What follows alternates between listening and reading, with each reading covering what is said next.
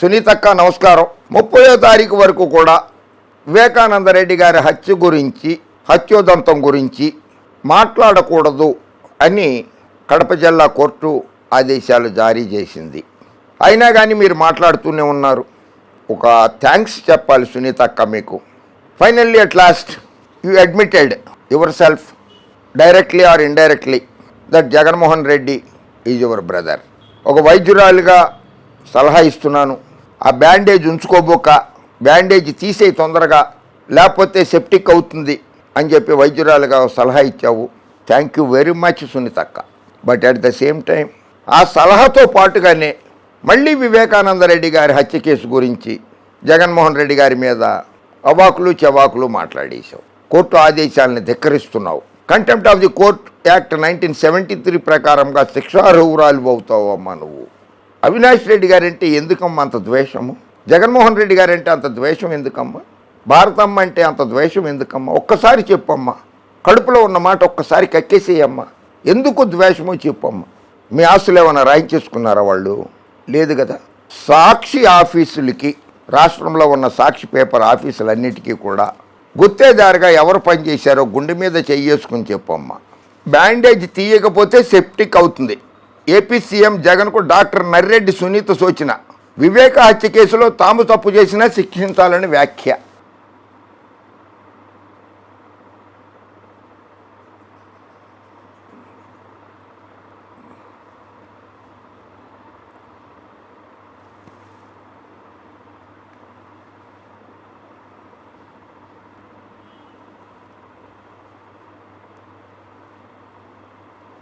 AP ముఖ్యమంత్రి Jagan నుదుటిపైన గాయానికి bandage వేసుకోవడం మంచిది కాదని వైద్యురాలుగా సలహా ఇస్తున్నానని ఆయన చిన్నాన్న వైఎస్ వివేకానందరెడ్డి కుమార్తె డాక్టర్ సునీత పేర్కొన్నారు.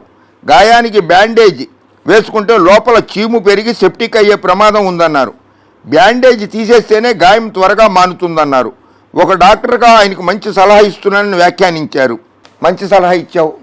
అలాగే వైఎస్ వివేకానందరెడ్డి హత్య కేసులో తాను కానీ తన భర్త రాజశేఖర్ రెడ్డి, బావ శివప్రకాష్ రెడ్డి కానీ తప్పు చేసి ఉంటే సీఎం హోదాలో ఉన్న మీరు ఎవరినైనా శిక్షించవచ్చు అన్నారు. శిక్ష వేసేది కోర్టులు, జగన్మోహన్ రెడ్డి గారు కాదు. శిక్ష వేసేది కూడా, వేయించేది కూడా పైనున్న దేవుడు. శిక్ష జగన్మోహన్ రెడ్డి గారు వేయరమ్మ, న్యాయస్థానాలు వేస్తాయి. నేషనల్ ఇన్వెస్టిగేటివ్ ఏజెన్సీ తోటి, NIA తోటి కనుక విచారణ చేస్తే నిజాలన్నీ బయటకు వచ్చేస్తాయి. నేనే హత్య చేశా, నేనే గొడ్డలతో నరికానని చెప్పుకున్న అతను బయట రోడ్డు మీద తిరుగుతున్నాడు. అతని గురించి మీరు మాట్లాడరు. 2019 మే 30న సీఎంగా ప్రమాణ స్వీకారం చేసిన జగన్ అదే ఏడాది సెప్టెంబర్ 2న వైఎస్ఆర్ వర్ధంతి కార్యక్రమం ముగించుకొని పులివెందుల్లో జరిగిన వివేకానందరెడ్డి విగ్రహావిష్కరణ కార్యక్రమానికి తమ ఇంటికి వచ్చారు. వివేక హత్యలో నీ భర్త రాజశేఖర్ రెడ్డిపై అనుమానాలు ఉన్నాయని ఆ రోజే జగన్ తనతో అన్నారు. 5 ఏళ్ల క్రితమే ఆయన అనుమానం వ్యక్తం చేస్తే 5 ఏళ్ల తర్వాత దగ్గర ఒక నెల తక్కువ. ఇప్పుడు ఎందుకమ్మా చెప్తున్నావు? ఇదే విషయాన్ని సిబిఐ ఇంటరాగేట్ చేసినప్పుడు ఎందుకు చెప్పలేదమ్మా నువ్వు? ఇదే విషయాన్ని కోర్టుల్లో నువ్వు వాదించుకున్నావు.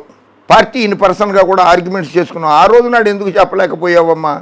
అవినాష్ రెడ్డి గారి బెయిల్ పిటిషన్ క్యాన్సిల్ చేయమని చెప్పి పిటిషన్ వేయించారు. అందులో ఎందుకు చెప్పలేదమ్మా?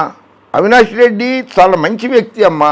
జగన్మోహన్ రెడ్డి గారు ప్రజా సంక్షేమం చూసుకుంటున్నారమ్మా. ఆయన హత్యా రాజకీయాలు తెలియవమ్మ వాళ్ళకి. మా అమ్మ సౌభాగ్యమ్మ కల్పించుకుని ఈ కేసులో ఎవరున్నా విచారణ జరిపించి నేరస్తులకు శిక్ష పడాల్సిందేనని జగన్మోహన్ రెడ్డి గారితో చెప్పారట. పులివెందులలో గురువారం నామినేషన్ వేసిన సందర్భంగా జరిగిన బహిరంగ సభలో జగన్ మాట్లాడుతూ వివేకాను హత్య చేసింది ఎవరో దేవుడికి, కడప ప్రజలందరికీ తెలుసు అన్నారు. కరెక్ట్. అది ఆయన అన్న మాటలో తప్పే లేదు. జగన్మోహన్ రెడ్డి గారు అన్న మాటలో ఆయన హత్య ఎవరు చేశారన్నది దేవుడికి, కడప ప్రజలకి అందరికీ తెలుసు. ఎందుకు చేయించారో కూడా తెలుసు. ముఖ్యమంత్రిగా ఉండి రాష్ట్రంలో ఏం జరుగుతుందో నీకు తెలియదా అని ప్రశ్నించారు. రాష్ట్రంలో ఏం జరుగుతుందో ఆయనకి తెలుసు, పూర్తిగా తెలుసు. అయినా వివేకానందరెడ్డి గారి హత్య జరిగింది చంద్రబాబు నాయుడు గారు ముఖ్యమంత్రిగా ఉండగా. ఆయన అడుగమ్మా ఈ ప్రశ్నలన్నీ. కోర్టు ధిక్కరణ కేసు కింద వస్తుంది. అందుకనే మేము కూడా ఎక్కువ మాట్లాడలేకపోతున్నాము. కొద్ది రోజులు కామ్గా ఉండమ్మా. జూన్ 4వ తారీఖు వరకు వెయిట్ చేయమ్మా. నేషనల్ ఇన్వెస్టిగేటివ్ టీంతో విచారణ కనుక చేయిస్తే వివేకానందరెడ్డి గారి హత్య ఎవరు చేశారు, ఎవరు చేయించారు, ఎందుకు చేశారు, చేసిన వాళ్ళు ఏం లాభం పొందారు, చేయించిన వాళ్ళు ఏం లాభం పొందారు అనేది తెలిసిపోతుంది. ఓకే అమ్మ, జై హింద్.